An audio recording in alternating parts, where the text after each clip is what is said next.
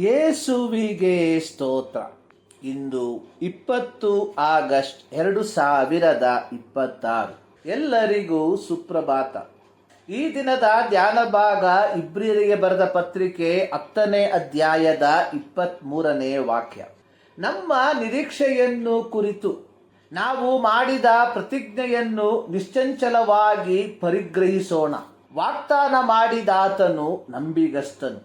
ಇಬ್ರಿಯರಿಗೆ ಬರೆದ ಪತ್ರಿಕೆ 6ನೇ ಅಧ್ಯಾಯದ 18-19 ವಾಕ್ಯಗಳಲ್ಲಿ ಇಬ್ರಿಯ ಗ್ರಂಥಕರ್ತವು ನಿರೀಕ್ಷೆಯ ಕುರಿತಾಗಿ ಬರೆದಿರುವಂಥದ್ದು ಇಂತಿದೆ. ಆಶ್ರಯವನ್ನು ಹೊಂದಬೇಕೆಂದು ಓಡಿ ಬಂದು ನಮ್ಮ ಮುಂದೆ ಇಟ್ಟಿರುವ ನಿರೀಕ್ಷೆಯನ್ನು ಹಿಡಿದುಕೊಂಡವರಾದ ನಮಗೆ 2 ನಿಶ್ಚಲವಾದ ಆಧಾರಗಳು ಇರುವ ಕಾರಣ ಬಲವಾದ ಧೈರ್ಯ ಉಂಟಾಯಿತು. ಈ ಆಧಾರಗಳನ್ನು ಕೊಟ್ಟದರಲ್ಲಿ ದೇವರು ಸುಳ್ಳಾಡಿರಲಾರನು. ಆ ನಿರೀಕ್ಷೆಯು ನಮ್ಮ ಪ್ರಾಣಕ್ಕೆ ಲಂಗರ ಆಗಿದ್ದು ಭರವಸೆಗೆ ಯೋಗ್ಯವಾದದ್ದು ಸ್ಥಿರವಾದದ್ದು ಆಗಿದೆ. ಇದೇ ಇಬ್ರಿಯ ಪತ್ರಿಕೆ 7ನೇ ಅಧ್ಯಾಯದ 19ನೇ ವಾಕ್ಯದಲ್ಲಿ ಈ ನಿರೀಕ್ಷೆಯ ಕುರಿತಾಗಿ ಬರೆದಿರುವಂಥದ್ದು, ಧರ್ಮಶಾಸ್ತ್ರವು ಯಾವುದನ್ನು ಸಿದ್ಧಿಗೆ ತಾರದೆ ಇರುವುದರಿಂದ ಮೊದಲಿದ್ದ ನಿಯಮವು ನಿರ್ಬಲವಾಗಿಯೂ ನಿಷ್ಪ್ರಯೋಜನಕವಾಗಿಯೂ ಇದ್ದು ರದ್ದಾಗಿ ಹೋಯಿತು.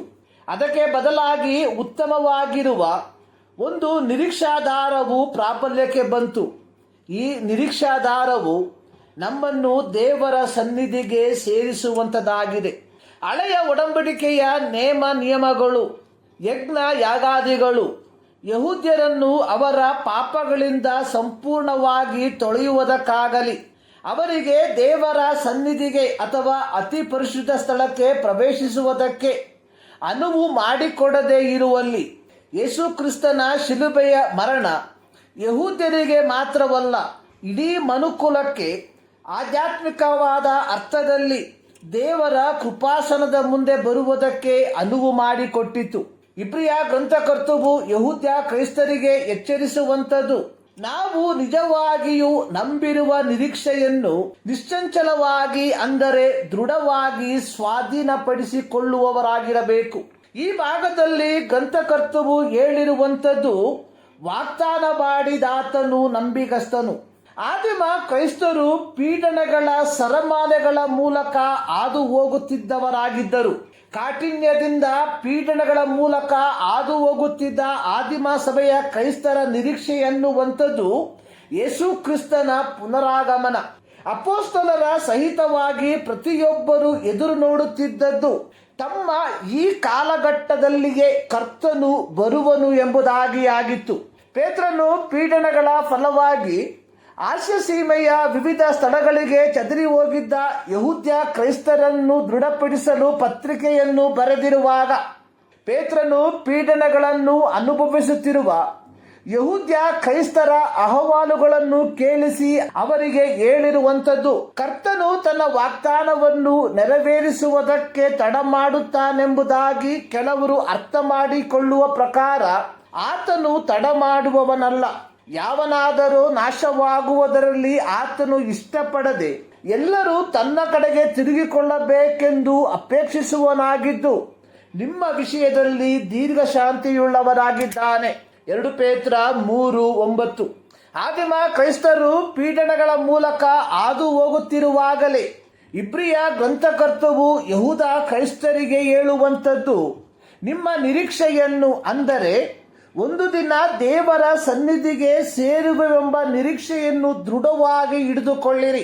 ಇಂದು ಕ್ರೈಸ್ತತ್ವದಲ್ಲಿ ಅನೇಕರು ಭೌತಿಕ ಮೇಲುಗಳನ್ನು ಹೊಂದಿಕೊಳ್ಳುವ ತವಕದಲ್ಲಿ ತಮ್ಮ ಆಧ್ಯಾತ್ಮಿಕತೆಯ ಕಡೆಗೆ ಗಮನ ಹರಿಸದೇ ಇರುವುದನ್ನು ನೋಡುತ್ತೇವೆ.